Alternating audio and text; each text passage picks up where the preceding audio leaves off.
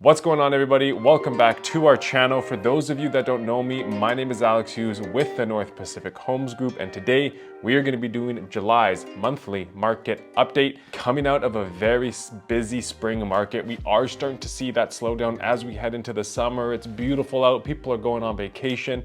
So for this July, we had 680 property sell, which was 10% less than June, but up 4.6% from July of last year.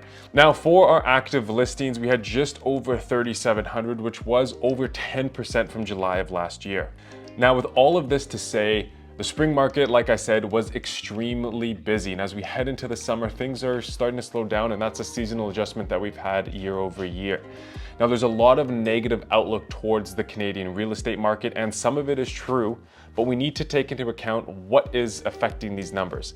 And if you look at the Vancouver and the Toronto market, those markets are really struggling and pulling down the rest of Canada.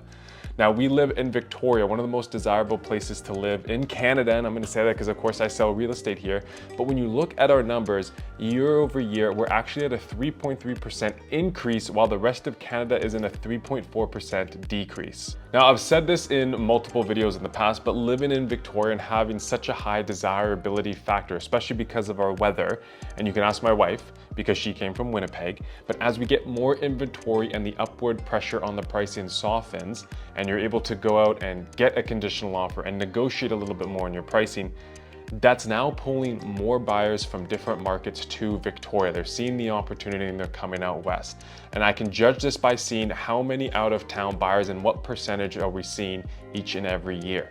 And each year, that number of out-of-town buyers is getting bigger and bigger and bigger. Last year, we had just over 30%.